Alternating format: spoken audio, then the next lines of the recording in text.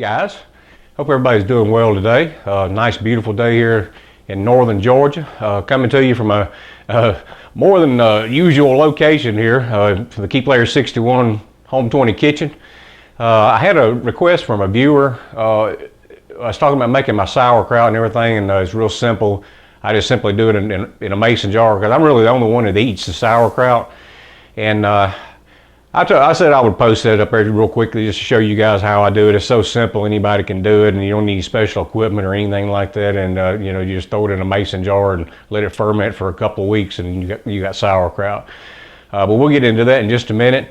I'm also going to do just a quick greenhouse update to show you what's going on up there, and a couple of things I want to point out to you guys that are trying to get into wintertime greenhouse growing, and weather factors that still affect growing even inside the greenhouse in the wintertime, or rain or whatever the case may be. Which in the case of us, we went for 2 solid weeks with rain every single day. Temperatures never getting out of the 50s outside, just for 2 solid weeks, and I'm going to show you some of the repercussions that happens when that happens.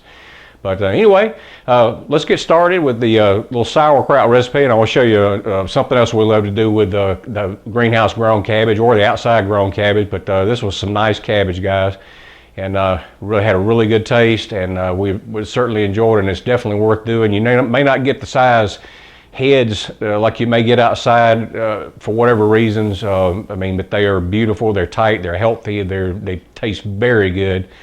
Of course, maybe a different variety may do even better, but for the variety that I grew, there's decent sized heads of cabbage, but it's all the same, still wonderful cabbage. So let's take a look around the greenhouse and see what's going on, and then we'll get to the cabbage recipe. Okay, guys, we'll kick off with the tomato plants here. Still looking good, guys. Still nice and healthy looking. Production's kind of slowed down a little bit, just like I was telling y'all, with due to the weather. A couple weeks here, we had just solid rain for 2 solid weeks. Probably anywhere between 12-15 inches of rain, and the greenhouse just stayed in just 90% humidity. We've had some rough times here, guys.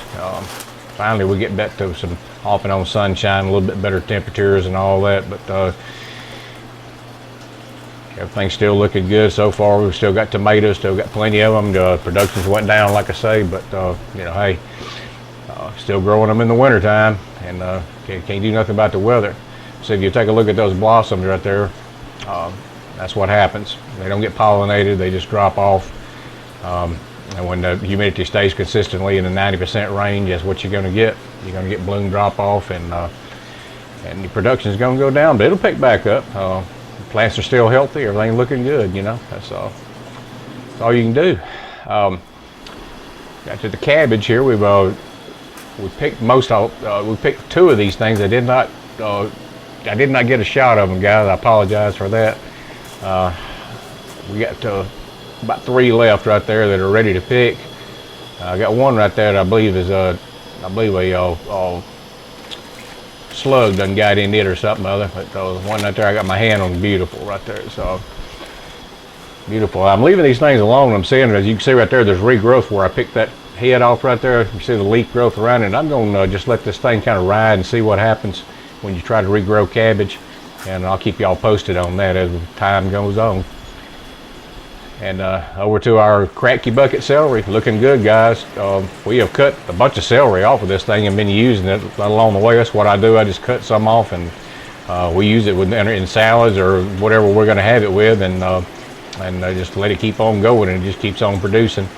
So like I said, this is a keeper. Y'all really ought to try this. And over to our kale tree. I'll cut kale off of this thing, guys, and cut it off. And you just can't tell. You can't tell I've cut anything off of it. It just keeps on coming back, and I ain't trying to bolt yet. And here's our first head of broccoli on this late broccoli plant here. Very nice head, and we've already even got some little sprouts coming out on the sides right there. I tell you, it's a beautiful head of broccoli. Can't complain. First Dutch bucket broccoli. This is another one of our new experiments here. And then guys, this pepperoncini pepper plant just keeps on giving. It don't care what the weather does. It don't make no difference if it's hot, cold, rainy, humid, whatever. It just keeps on. This has been about my 4th harvest off of this thing, and it's just keeps on keeping on. I'm not getting much heat out of them, but this is what we wound up with on this little picking here after this video, guys. Beautiful heads of cabbage right there, and really tastes good too. When we get to this sauerkraut recipe, and then show you the cabbage and sausage we did in the kitchen right there. There's 2 of our favorites. Beautiful tomatoes right there. Got a couple funky looking ones, but hey, they're still good all the same. That was after all the tomatoes picked up that I picked after the video. So that was our little harvest right there. Beautiful, beautiful, beautiful. Can't beat it. And that was our peppers that I harvested off. Lots of them. All right, on to the sauerkraut. Now guys, this is a very simple recipe. Anybody can do this. I guarantee you, if you can't, then something wrong. But this was our nice, beautiful head of cabbage right there. The one that was on the left-hand side. In the end, I just picked that you guys saw up there in the cracky beds. And we're just going to peel these outside leaves off right here and lay them aside because you're going to need them later on.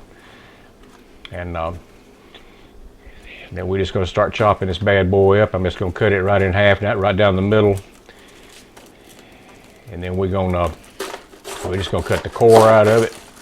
Which once you cut it down the middle right there, its core is easily exposed and very easy to get out of there. You can see exactly what you want to cut out without wasting any cabbage. And it's just as simple as that. Very easy to do. And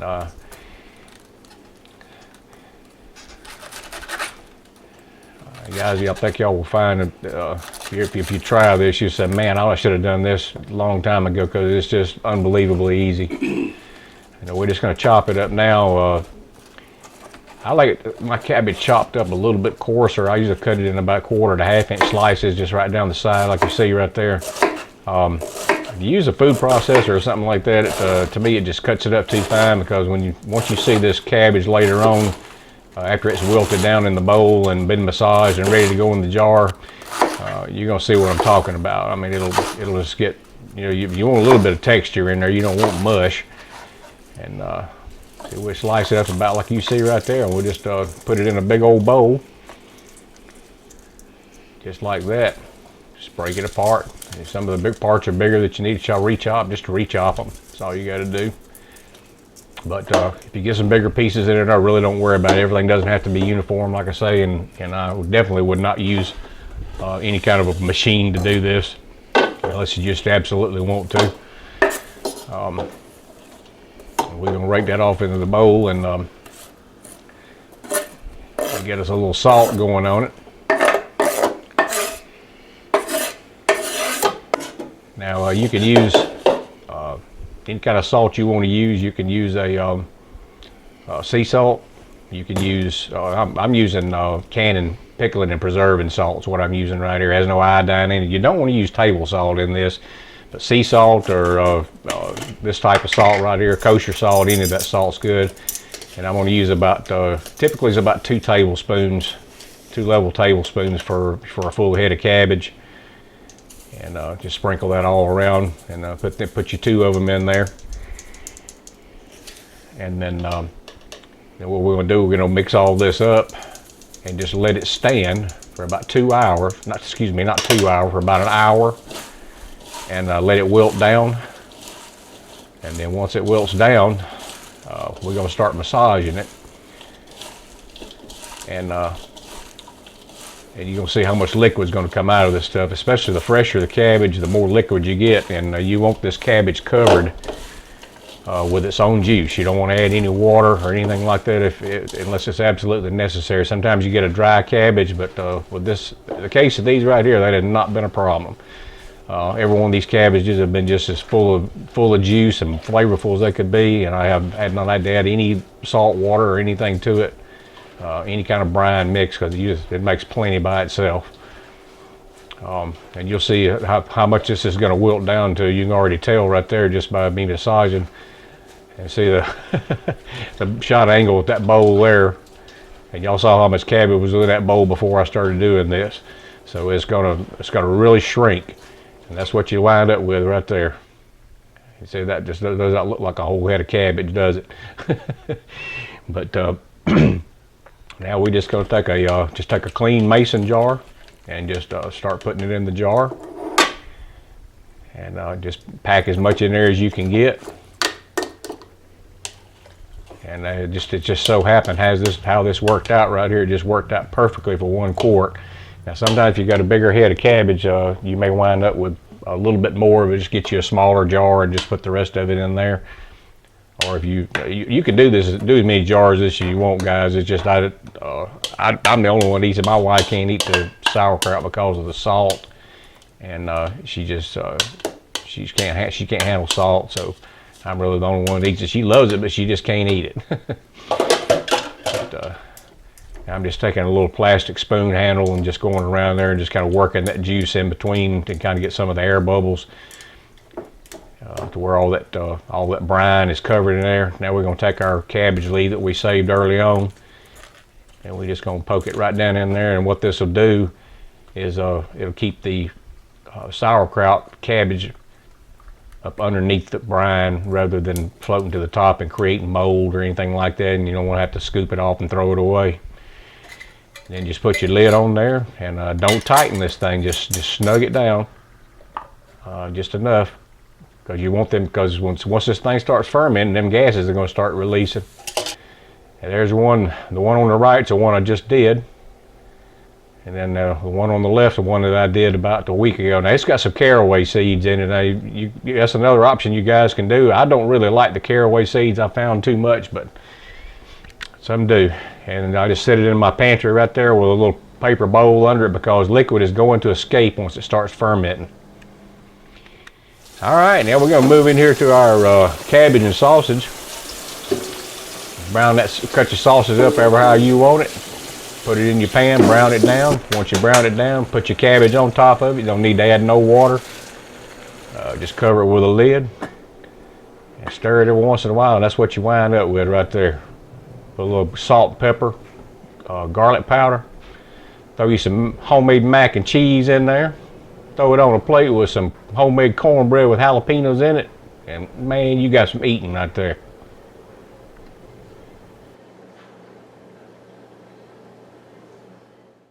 Okay guys, that's going to about wrap it up for this video. I hope you enjoyed the new things. It's just not something I usually post on my channel, is how I can things or make things or cook things or anything like that. But people seem to enjoy it, and and I don't mind doing it in there at all whatsoever. In fact, I'm thinking about doing more of it to go along with the greenhouse and the outside garden growing.